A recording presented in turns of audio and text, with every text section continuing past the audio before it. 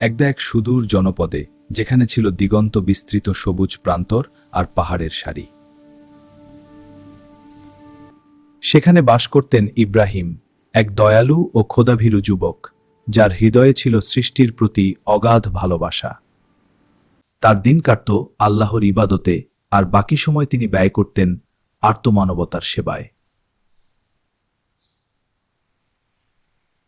কিন্তু তার মন সর্বদা ব্যাকুল থাকত আল্লাহর সৃষ্টির রহস্য আরও গভীরভাবে বোঝার জন্য। একদিন তিনি আল্লাহর নিদর্শনসমূহ আরও কাছ থেকে দেখার উদ্দেশ্যে এক অজানা ভ্রমণে বেরিয়ে পড়লেন। মরুভূমির তপ্ত বালু আর প্রখর সূর্য তাকে বারবার পরীক্ষা করছিল, কিন্তু তার ঈমান ছিল অটল। দীর্ঘ পথ চলায় তার পানির মজুদ শেষ হয়ে আসছিল, তৃষ্ণায় তার বুক ফেটে যাচ্ছিল।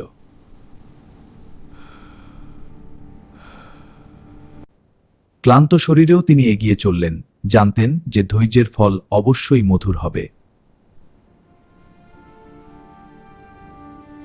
হঠাৎ তিনি দেখতে পেলেন একটি আহত পাখি, যা ডানা ভেঙে ঢুকছে মরুভূমির উত্তাপে।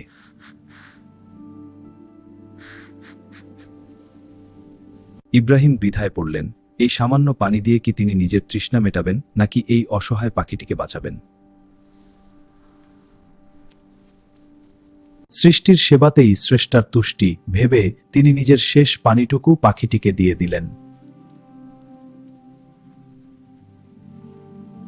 তিনি অতি যত্নে পাখিটির ভাঙা ডানা বেঁধে দিলেন এবং নিজের জীবন আল্লাহর উপর সঁপে দিলেন।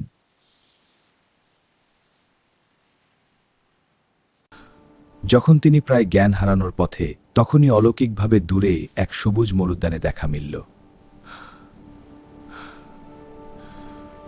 এটি ছিল আল্লাহর পক্ষ থেকে এক পুরস্কার। ইব্রাহিম ছুটে গেলেন সেই শীতল পানির ঝরনার দিকে। তৃষ্ণা মিটিয়ে তিনি আল্লাহর শুকরিয়া আদায় করলেন। দয়া কখনো বৃথা যায় না।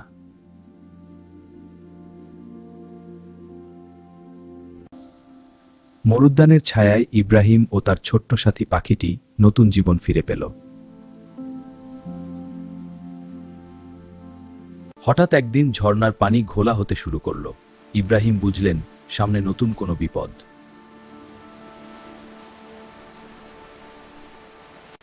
তিনি উৎসে গিয়ে দেখলেন একটি বিশাল পাথর ঝর্ণার মুখ আটকে দিয়েছে।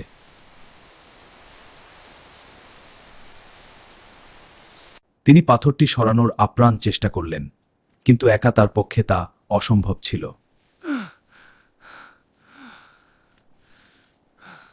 ঠিক তখনই একপাল বন্য ছাগল সেখান দিয়ে যাওয়ার সময় ধাক্কা দিলে পাথরটি সরে গেল এবং পানি আবার স্বচ্ছ হল। পাখিটি এখন সম্পূর্ণ সুস্থ। সে ডানা মেলে আকাশে উড়ল। ইব্রাহিমের ধৈর্যের জয় হল।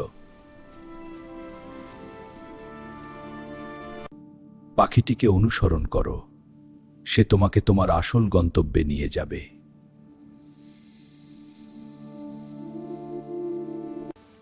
পাখিটিকে অনুসরণ করে তিনি পৌঁছালেন এক অভাবী জনপদে, যেখানে তার জন্য অপেক্ষা করছিল এক মহৎ দায়িত্ব।